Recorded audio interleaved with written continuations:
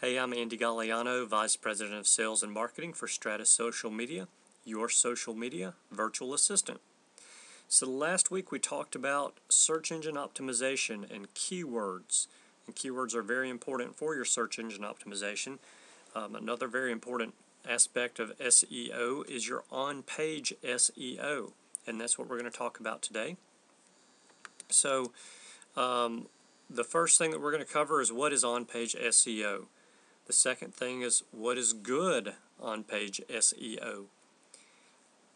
I'm also going to show you how you can optimize your site for the search engines and tell you what you should do next to dominate Google.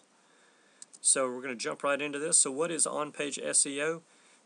Well, it's anything that you can directly control on your website by coding or by adding content in order to optimize your site for the search engines using your keyword or keyword phrases. So what is good on-page SEO? Well, good on-page SEO will require that you have a keyword density of approximately 3% of the words on your web page. So in other words, if your web page has 100 words on it, then you should have your keyword on that page no more than about 3 times. That's your keyword density. So that's the number of times your keyword phrase is on the page divided by the number of words that you have on the page.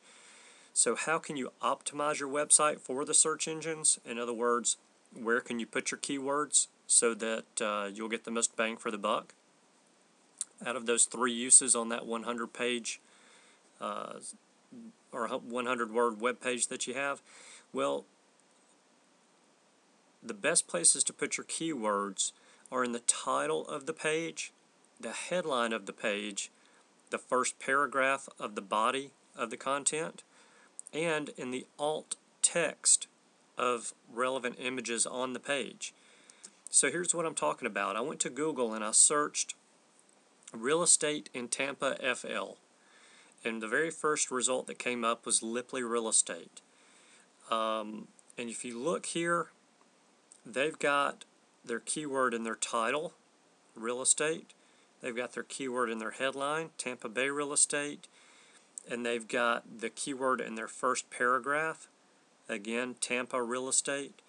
And so what you'll notice is that they've not overkilled their keyword. So you notice that they've got Clearwater Real Estate as another keyword and Tampa, Florida Homes. So they've got different keyword phrases in here, which also helps with the optimization from the website as well. Now, what I'm talking about by putting your keyword in your alt text for your images, the alt text for your images are what would show up if you take your cursor and you put it on an image in your browser, and it's going to pop up the actual alt text of that image. So for people who don't have photos or images enabled in their browser, that's what would show up, would be the text to let them know what was in that photo. So in other words, if you put your cursor over this photo here and stop it, then and it's not going to do it in the video, but what would pop up would be Tampa, Florida, or Tampa FL Real Estate. You know, something like that along whatever your keyword is, you would put in the alt text for your image. So that's the other place that you would put it. Now, something that I mentioned is very important is that you should never just stuff keywords onto a web page just to try to outfox the search engines, because it's not going to happen. They've seen it. Their systems are in place to detect it, and they will penalize you because of it. So don't just go throwing keywords randomly on the page to try to boost your ranking. The search engines will penalize you. The other reason is you're going to lose readers of your website. They're going to get on your website, and your website's not going to make any sense to them, so they're going to leave and go find something, another website somewhere else. So do not keyword stuff.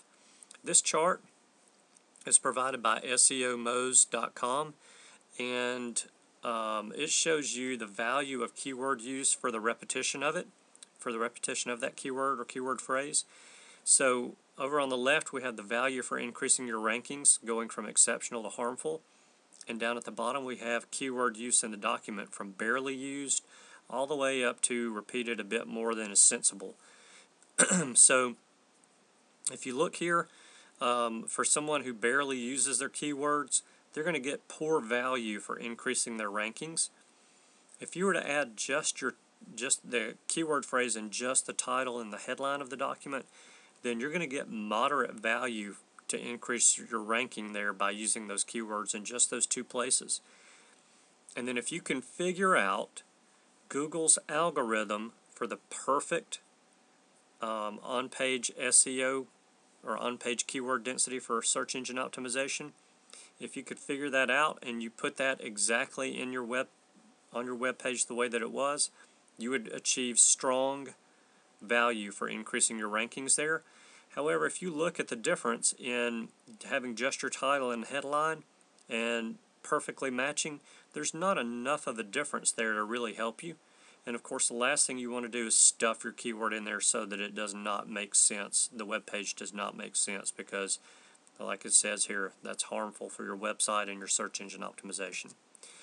So what should you do next to dominate Google? Well, next week we'll talk about off-page SEO. Off-page SEO is a little bit more labor-intensive than on-page SEO, but it yields huge results for you, and that's something that you absolutely have to do. So in the meantime, if you have any questions about on-page SEO or keywords from last week, please don't hesitate to call or email me with any questions. My email address is andy@stratussocialmedia.com, and my telephone number is 205-202-1723.